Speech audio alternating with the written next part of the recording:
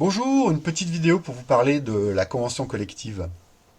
En fait, j'ai remarqué qu'il y avait toujours beaucoup de questions sur les réseaux sociaux et j'avais essayé d'y répondre en invitant mes collègues à consulter les CSE, etc. Bon, c'était une solution, c'est toujours une solution, on peut toujours consulter, mais il y a une solution encore plus simple qui consiste à déjà consulter la convention collective. Ça relève aussi, je pense, d'un problème dans notre branche, c'est qu'on manque un peu d'autonomie, et je me mets dedans, hein. On manque un peu d'autonomie et d'initiative, quoi. N'importe qui peut consulter la convention collective.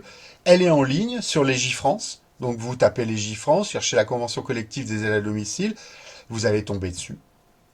Et vous pouvez la consulter tant que vous voulez et trouver les réponses à vos questions. Donc voilà, la caméra qui se barre, cool. Euh, donc, qu'est-ce que la convention collective? Alors la convention collective, ça a été mis en place au début du siècle dernier, si je me souviens bien. Voilà, et ça se juxtapose en fait au droit du travail, qui est un droit général du travail qui peut pas couvrir toutes les spécificités des multiples secteurs d'activité dans un pays, quoi. Donc en fait, chaque branche a créé des conventions collectives avec l'accord des syndicats, des entreprises, etc. Ces conventions collectives, donc, elles regroupent le droit du travail. C'est très vaste, ça regroupe la totalité du droit du travail. À partir du moment où un salarié a 16 ans, on va dire, son premier emploi rentre dans une entreprise jusqu'à sa retraite. Donc ça concerne les CDD, les CDI, les congés, le droit à la retraite, le droit à tous les droits en fait inimaginables, enfin imaginables pour les salariés. Voilà. Alors là j'ai pris une question et puis un petit point aussi sur un autre problème. Et puis, on va voir que la convention collective, elle est très précise, elle est très abordable, elle est très facile à lire. C'est pas du tout des termes juridiques complexes ou par rapport au code du travail justement, qui lui est des fois un peu plus délicat à consulter. Il faut des fois du temps pour comprendre vraiment ce qui est dit dans le code du travail, alors que la convention collective, c'est clair, net, c'est un langage simple, et vous avez les réponses à vos questions. Là, par exemple, Maggie demande si elle peut travailler 4 week-ends d'affilée. Donc là, bah, j'ai cherché dans la convention collective, en fait. Vous avez le titre 5, durée et organisation du temps de travail. Vous fouinez dedans, vous allez chercher.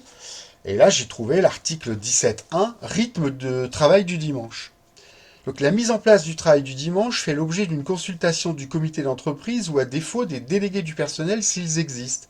Ça, pour moi, c'est une nouvelle. Je viens de l'apprendre là. Vous voyez. Donc on en apprend tout le temps. À chaque fois qu'on ouvre la convention collective, on apprend. Donc ben voilà, je savais pas que c'était une consultation et que c'était pas à l'entreprise à décider toute seule.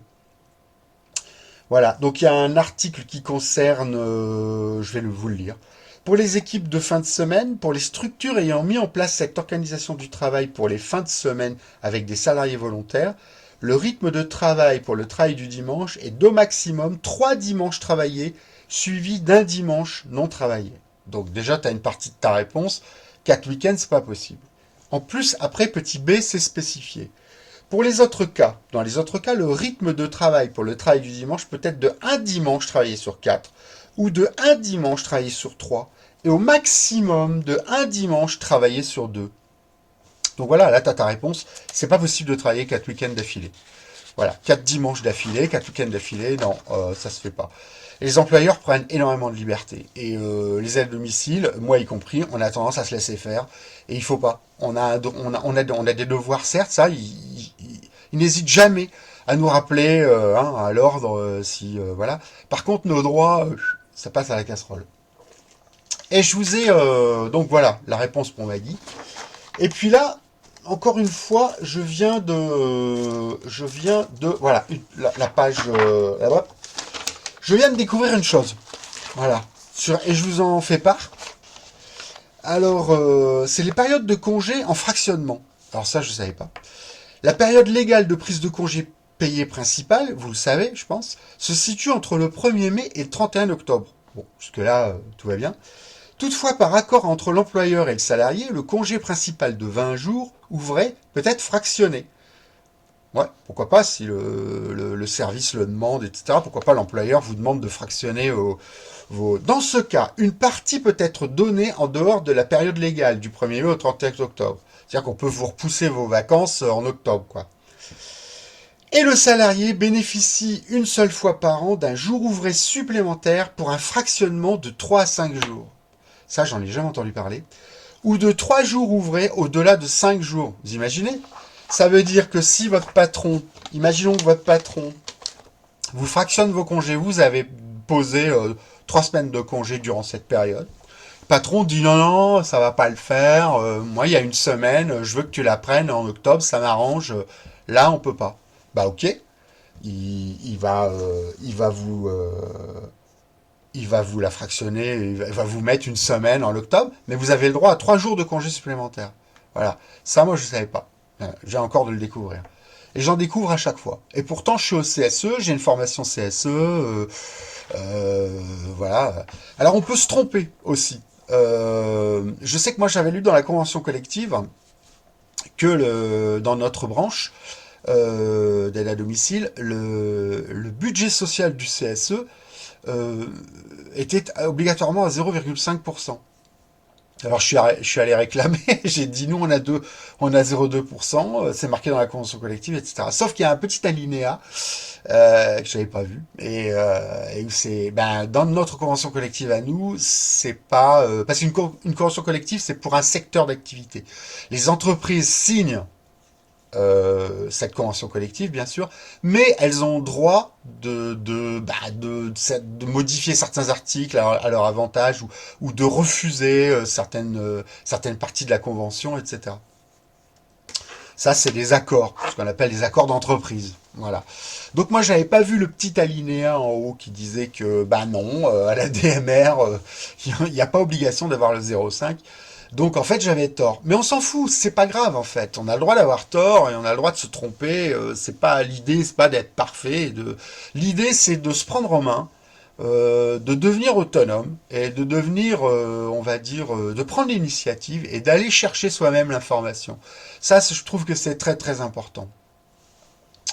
Parce que c'est comme ça qu'on découvre des poteaux roses, c'est comme ça qu'on découvre des choses auxquelles on a droit, qui sont pas mis en place. C'est comme ça qu'on peut faire pression sur nos gouvernances pour améliorer nos conditions de salariés, quoi. Voilà. Donc cette petite vidéo elle est finie. J'espère que je vous ai donné le goût d'aller voir la convention collective. Vous verrez, c'est vachement intéressant. C'est très très intéressant. Le soir au coin du feu, enfin là on est en été, mais le soir à côté du grill et du barbecue, voilà, vous potassez votre convention collective, vous verrez, c'est vachement chouette.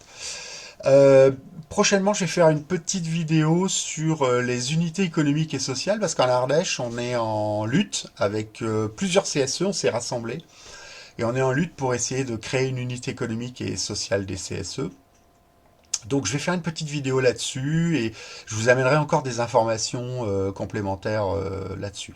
Je sais que le Morbihan récemment a obtenu une unité économique et sociale des CSE. Je sais que la Corse aussi a une unité économique et sociale depuis 2016 ou 2017. Donc je vous en dirai plus là-dessus parce que c'est une lutte qu'on mène, entre autres avec d'autres luttes que je mène aussi. Et je trouve que c'est très intéressant. Donc, je vous dis à bientôt et pour le mieux et pour le mieux de nos bénéficiaires et pour le mieux pour nous aussi. À bientôt, au revoir.